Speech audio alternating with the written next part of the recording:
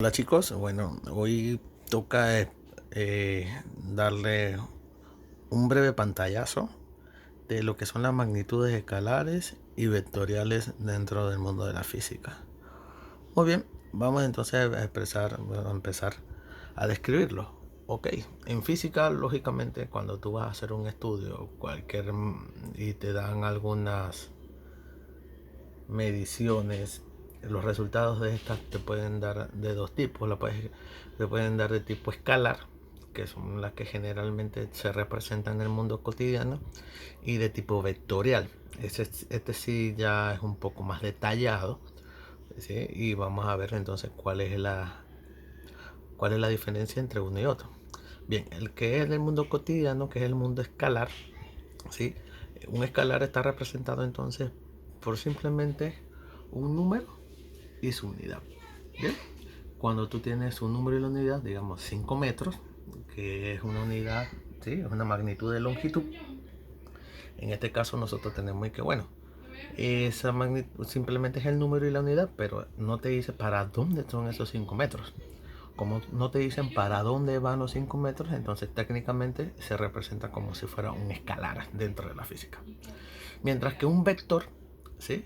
Aparte del número y la unidad, que dentro de la parte vectorial se representa como un módulo, ¿sí? Él debe tener una dirección o un sentido, dependiendo de cómo está escrito el vector. Bien, entonces, para darte un pantallazo mejor de lo que es un vector, ¿sí? Entonces tenemos un vector escrito, ¿sí? Con tres referencias diferentes. Bien, es digamos el vector velocidad, ¿sí? Y tenemos entonces que el vector velocidad indica que son 5 metros, pero va a 37 grados noroeste. Eso siempre y cuando la referencia sea geográfica. Si la referencia es cartesiana o rectangular, observa que sería menos 4 en X y más 3 en Y, ¿sí? Y todo eso en metros por segundo, que es unidad. Y si es polar, sería 5 metros y un ángulo de 143 grados. Bien, obviamente con esto, ¿qué podemos decir? Bueno, que un vector siempre va a tener un número, una unidad, la dirección si está escrito de forma geográfico polar, o el sentido si está escrito de manera rectangular. Bien, ahora, lógicamente eso también puede ser interpretado de diferentes tipos. O sea que tú no puedes tener un vector si ya lo tienes con la representación, si ya tienes representación polar o geográfica, no puede tener signo, no puede tener sentido, ¿sí? Y si tiene sentido, no puede tener, o sea, todo lo contrario, no puede tener representación geográfica ni polar, ¿sí? También tenemos que tener en cuenta que un vector tiene que respetar las propiedades vectoriales, ¿sí? Bueno, más adelante tocaremos esas propiedades vectoriales, algunas, no todas, ¿bien? Ahora, en este caso, ¿qué se puede decir que es un vector? Bueno, un vector es un segmento dirigido, ¿sí? Entonces, la mejor representación vectorial, ¿sí? ¿Cómo se puede representar un vector de manera sencilla? Mediante una flecha. O sea que siempre vas a tener un punto de inicio y un punto de llegada. Trazas una línea recta, ¿sí? Y con una dirección. En este caso, por eso se llama un segmento dirigido, ¿sí? Y bueno, tú le pones el nombre a ese vector, que se genera, ese nombre se representa, ¿sí? Generalmente uno le pone una flechita arriba. En los libros de texto generalmente lo ponen en negrita, también es válido, pero comúnmente uno le pone una flecha. ¿Sí? Ese segmento dirigido, lógicamente, tiene un punto de inicio, un punto de partida, ¿sí? Que se le denomina origen, y un punto de llegada, ¿sí? Y el punto de llegada. Ese punto de origen, ¿sí? Sobre él siempre va a haber una representación, ¿sí? Una referencia. Esa referencia puede ser de tres tipos, ¿sí? Nuestra referencia generalmente en matemática y en física siempre usamos el plano cartesiano, cuando es en dos dimensiones, el plano tridimensional, si es en tres dimensiones, o la recta numérica si se mueve en una dimensión. Bien, nuestra referencia puede ser de estos tres tipos, ¿sí? Puede ser geográfico, polar o rectangular, ¿sí? Son como los vectores como están escritos estos de aquí atrás, ¿sí?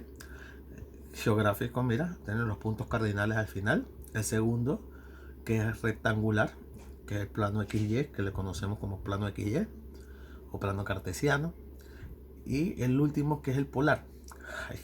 Hay muchas confusiones, ¿sí?, entre estudiantes que confunden el geográfico con el polar, ¿sí? Porque si te puedes ver, la parte del módulo es el mismo, lo que cambia es su dirección, ¿sí? En este caso su representación o su referencia de la dirección es la que cambia. Por eso que va a depender del plano donde tú representes a tu vector, ¿sí? ¿Cuál es el que más se utiliza? Bueno, depende. En los libros de matemáticas se usa mucho la representación geográfica, ¿sí? En los libros de física se utiliza bastante el polar y el rectangular, ¿sí? El geográfico no mucho, pero es bueno.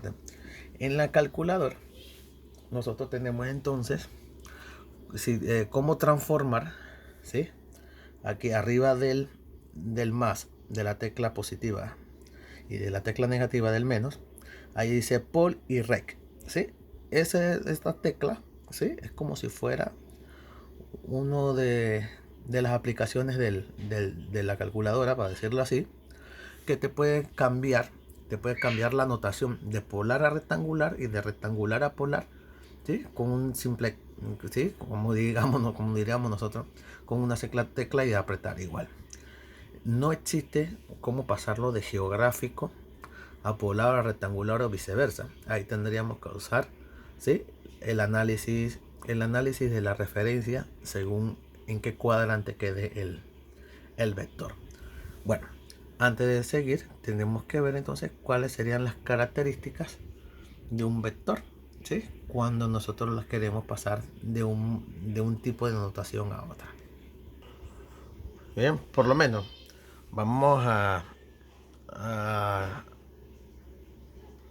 representar tres vectores: el vector A, el vector B y el vector C, pero con una referencia geográfica. Observen, el vector A está en el primer cuadrante del plano cartesiano, ¿sí?, que no es rectangular ni polar, es geográfico, ¿eh?, la representación del plano cartesiano. Bien, ese primer vector se escribe de esta manera.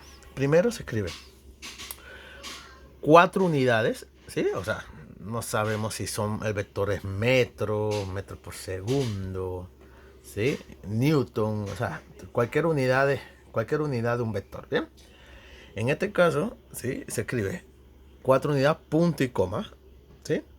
Se escribe entonces los grados de referencia del cuadrante, en este caso, ¿sí?, vamos de aquí para acá, ¿sí?